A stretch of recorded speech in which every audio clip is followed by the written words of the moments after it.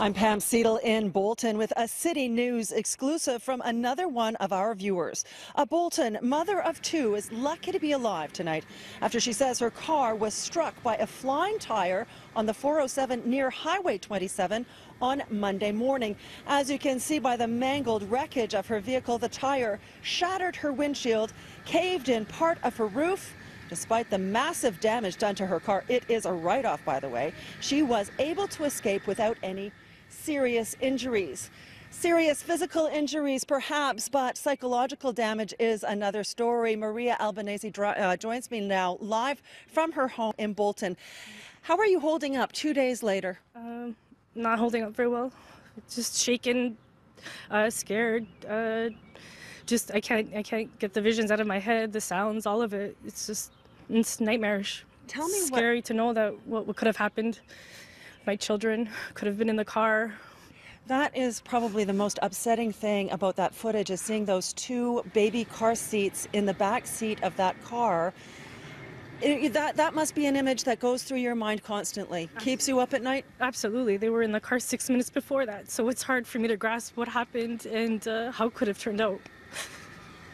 Tell me what happened and what went through your mind. Now, this car was going eastbound as you were going westbound, so it must have come in flying over a guardrail. It was actually driving right in front of me and just the same direction I was, and the tire just flew and just propelled, just bounced. It kind of looked like a cartoon just coming right for me. And I was lucky I was in the left lane, and I swerved to the shoulder, and it kind of directed the tire into the passenger instead of being dead on. And this vehicle, it was a pickup truck towing a trailer, I understand. That's right. Now, you would think that trailer would have disabled the vehicle, so it would have had to stop, but you're saying it did not stop. Not a single person stopped, to even a witness or anything to say it was morning rush hour. There had to have been someone. I plead for someone to come forward. I'd hate to think that this person knew this and left me there, not knowing what could have happened to me. I mean, this was an incredibly close call, Maria, wasn't it? I mean, absolutely. There was glass shattered all over you and all over the car? There was. The roof caved in. I was stuck underneath the dash trying to wait for someone to come get me. Oh, Maria. I was just terrified. It was just a scary ordeal, and I'd hate to think that someone just left me there to die. So please, if someone saw something, or I need to know, I have some answers. I need some answers. Tell me why you wanted to tell this story. Why was this important for you? I think there should be stricter laws with vehicle safety. I think they should be monitored and checked more often. I was driving to work. It was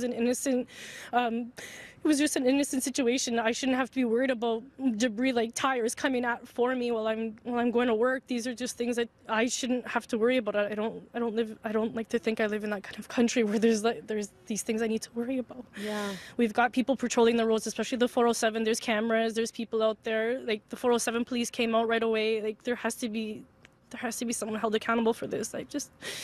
It should not happen. That's it should right. not happen ever. And I did speak to the police earlier this afternoon, who say this is not an uncommon occurrence.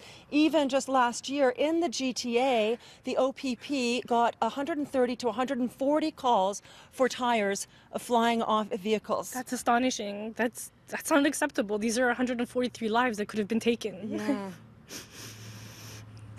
Sorry. Oh, all the best. I'm so glad that you weren't injured, Maria, and obviously you will recover from this. But yeah, it's going to take some time, isn't it? I appreciate you. Thank you. Thank you for letting the word out. Thank you. And hug your kids. Thanks, I will. Thank you. No word on charges at this point. Back to the newsroom.